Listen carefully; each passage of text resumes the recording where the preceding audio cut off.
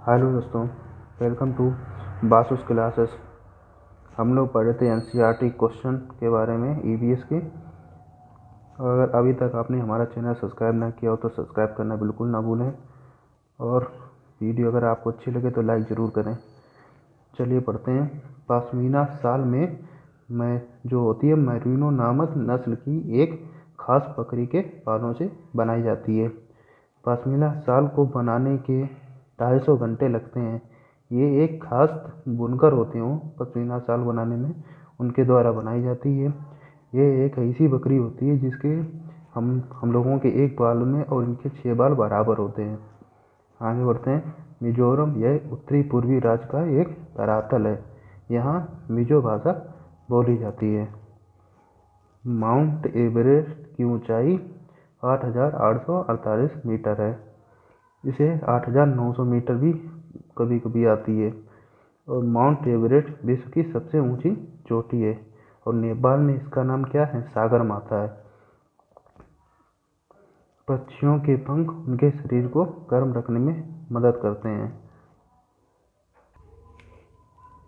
चेराव नाच मिजोरम में होता है। यह नाच चावल की फसल कटने पर होता है। और इस जो चेराव नाच होता है इसमें लोग डंडियों को ज़मीन में पीट पीट कर नाचते हैं। खेजाड़ी में कौन लोग रहते हैं? बिश्नोई लोग। और यहाँ पर पेड़ काटना मना है। तो अमृता कहाँ रहती थी? ये खेजाड़ी गांव में रहती थी। और खेजाड़ी ऐसा वृक्ष है जो कम पानी में जीवित रह सकता है। और इसकी पत्तियां हैं, उसके क्या होते हैं, जानवरों खाते हैं। और इसकी फलियों से सब्जी बनाई जाती है। और इसके लकड़ी में कीड़ा भी नहीं लगता है। खेजाड़ी में 300 साल पहले घर किस प्रकार से बनाए जाते थे? तो यहाँ पे घर लकड़ी से बनाए जाते थे। कम पानी में जीवित रहने वाला पेड़ कौन सा? खेजाड़ी है वो। ट्रेन कहाँ से चली थी? तो ट्रेन कच्छ में गांधीधाम से गुजरात जो पड़ता है वहाँ तक, कच्छ से गांधीधाम तक चली थी। कर्णम मिलेश्री कहाँ रहती हैं? तो ये आंध्र प्रदेश की रहने वाली हैं। पश्मीना शाल एक ऐसी नस्ल की बकरी के बालों से बनाई जाती है जो 5,000 मीटर की ऊंचाई पर रह सकती है। और वह जितनी ऊंचाई पर ठंड में रहती है उतने ही उसके बाल नरम होते हैं। कर्नाटक में जुलाई के महीने में प्याज की फसल उगाए जाने की तैयारी होती है। और गाय के आगे के दांत छोटे होते हैं पत्तों को काटने के लिए। और घास चबाने के लिए पीछे के दांत चपटे और बड़े होते हैं। बिल्ली के दांत नुकीले होते हैं जो मांस फाड़ने और काटने के काम में आते हैं। गिलहरी के दांत हमेशा बढ़ते रहते हैं, इसलिए ये चीज़ें कुतरते रहती हैं। गिलहरी हुआ, चूहा हुआ, इनकी आदत होती है कुतरने की। वो इसलिए क्योंकि इनके दांत हमेशा बढ़ते रहते हैं। भैंस की पीठ पर अक्सर बगुला पक्षी बैठा दिखाई देता है। ऐसा इसलिए होता है क्योंकि बगुला भैंस की पीठ पर परजीवी कीट जो होता है उसे खाता है। बाजार गांव किस राज्य में स्थित है? तो ये कहाँ है? महाराष्ट्र में है। कप परेड किस जगह पर है? तो ये मुंबई में है। नारियल के तेल में बनी हुई मछली कहाँ के लोग खाना पसंद करते हैं? तो ये गोवा के लोग हैं। और सरसों के तेल में बनी हुई मछली कहाँ के लोग खाना पसंद करते हैं? तो कश्मीर के लोग हैं। रेखा की माँ ब्लैंक के लिए रोजाना तालाब से लाए पानी में फिटकरी डालती है। किस लिए डालती है? कि उसमें क्या होता है, हल्के निलंबित अपद्रव को अपसादित करने के लिए। जब हम फिटकरी को किसी पानी में डालते हैं तो उसके क्या होता है, जो पानी की छोटी छोटी परत सी जम जाती है, ऊपर जो गंदगी होती है वो क्या नीचे बट जाती है। जब कभी आप पानी उबालते हैं तो देखना उसके ऊपर सफ़ेद सफ़ेद परत सी जम जाती है। उसमें अगर आप फिटकरी डाल दें तो क्या गंदगी ज़्यादातर नीचे बैठ जाती है, बहुत हल्की ही रह जाती है ऊपर। रेत और नमक के मिश्रण को पृथक करने के लिए किसका प्रयोग किया जाना चाहिए? तो सबसे पहले निस्यंदन होगा, फिर निस्तारण होगा, तो बाष्पन और अपसादन। जब एक मछली को पहले से उबले लेकिन कमरे के तापमान पर ठंडे किए गए पानी भरे एक्वेरियम में डाला जाता है तो वह मर जाती है।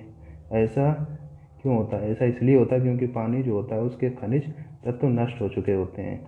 इसलिए एक किसान दानों को भूसे से अलग करना चाहता है जिस प्रक्रिया से ये किया जाता है वह क्या कहलाती है? वो थ्रेसिंग होता है। एक थ्रेसर मशीन होती है, उसमें गेहूँ काटा जाता है ना, तो गेहूँ अलग हो जाते हैं और जो उसका भूसा होता है वो अलग हो जाता है।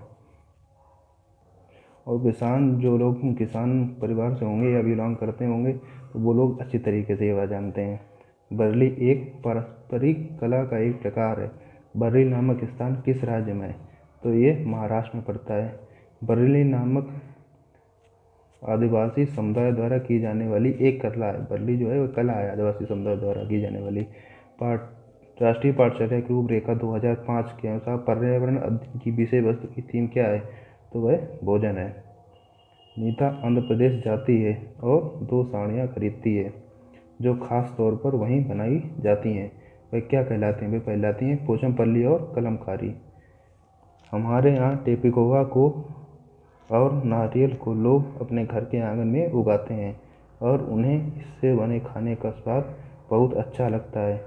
तो कहाँ के हैं? गोवा के लोग। वो लोग क्या करते हैं? नारियल के पेड़ और टेपिकोवा के पेड़ अपने आंगन में उगाते हैं। पंखुड़ियों के अंदर फूल के बीच में कुछ पतली पाउडर जैसी रचनाएं दिखाई देती हैं, उनको क्या बोलते हैं? उनको बोलते हैं पराग।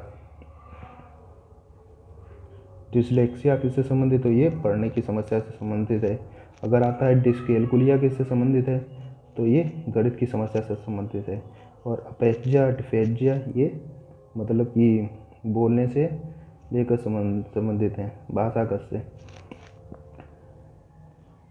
और डिस्थीमिया आता है वो तनाव से संबंधित है।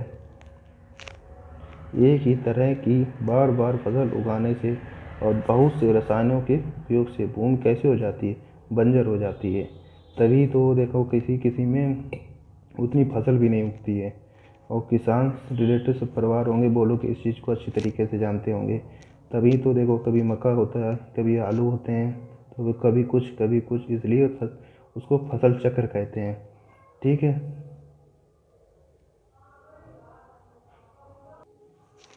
उत्तर प्रदेश के पड़ोसी राज्य कौन कौन से हैं? उत्तराखंड है, बिहार, झारखंड, मध्य प्रदेश, राजस्थान, छत्तीसगढ़, हरियाणा, हिमाचल प्रदेश, दिल्ली तथा नेपाल देश है। एक देश पड़ता है उसका नाम है नेपाल, और एक ये केंद्र शासित प्रदेश पड़ता है। केरल, ये देवताओं का देश भी इसको बोलते हैं।